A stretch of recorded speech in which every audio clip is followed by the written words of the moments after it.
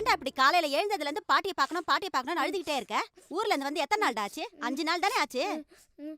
2 நாள் லீவ் விட்டாங்கன்னா உன்னை கட்டி மேய்க்கிறத பெரும் பாடா இருக்கு. 5 நாள் ஸ்கூல வச்சு 2 நாள் லீவை விட்டு ஏன்டா இப்படி பாடா படுத்துறாங்களோ தெரியல.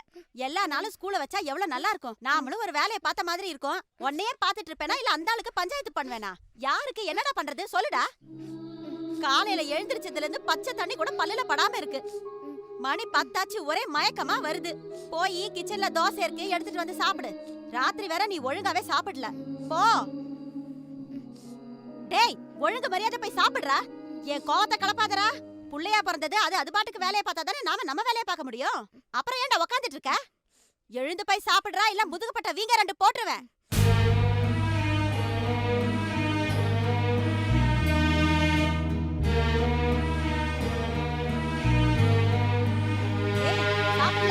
சாப்பிட்டியா இல்லையாடா? இல்ல.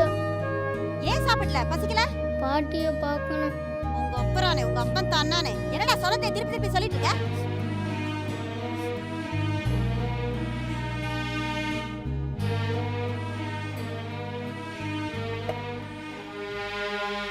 ஆ காட்டுறா. இந்தா.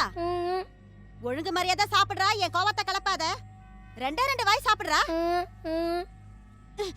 ஒழுங்கா சாப்பிடுறியா இல்லையா இப்ப நீனு? ஏய், தின்னு உன் அப்பா எனக்கு சொல்லிட்டே இருக்க. ஆ காட்டுறா.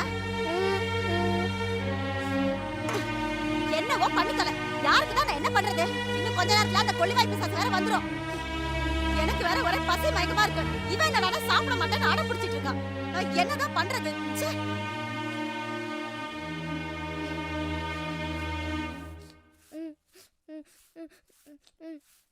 ஏண்டி புள்ள அழுகுறான்? என்ன வேணுமா? உன் புள்ள சாப்பிட மாட்டேங்கிறான். என்னது? உனக்கு புள்ள இல்லையா? நான் என்னமோ 10 மாசம் சுமந்து பெத்த மாதிரி ஏன் புள்ளங்கற? வாய் கிழியே நல்லா பேசுங்க. ஏன்டா சாப்பிட மாட்டேங்கிற? என்னடா வேணும் உனக்கு? பாட்டிய பார்க்கணும்.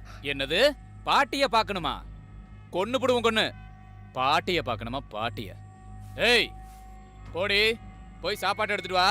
சாப்பிடுறானா இல்லையான்னு நான் பாக்குறேன்.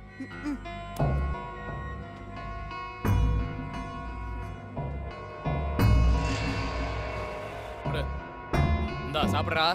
டேய் சாப்பிடுறா, சாப்பிடுறா. சாப்பிடுறா. நானே வாயில வச்சு திணிச்சு பாத்துட்டேன். இவரு ஊட்டி விட்டுருவாராம்.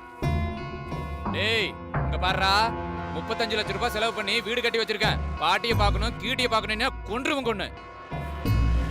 டேய் இப்ப தோசை சாப்பிடுறா, இல்லனா தோலை உரிச்சு மேல தொங்க விட்டுருவேன்.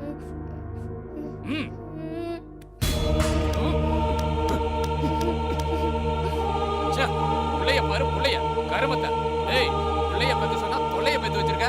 எங்கேயோ கடந்த 7 நாட்டு சனி அந்த கிளவையை கொண்டிருக்கணும். உயிரோட விட்டு வச்சது என் தப்பா போச்சு. வச்சுக்கிறேன்டா உனிய நகரி. சண்டால எப்படி தள்ளிட்டு போறான் பாரு.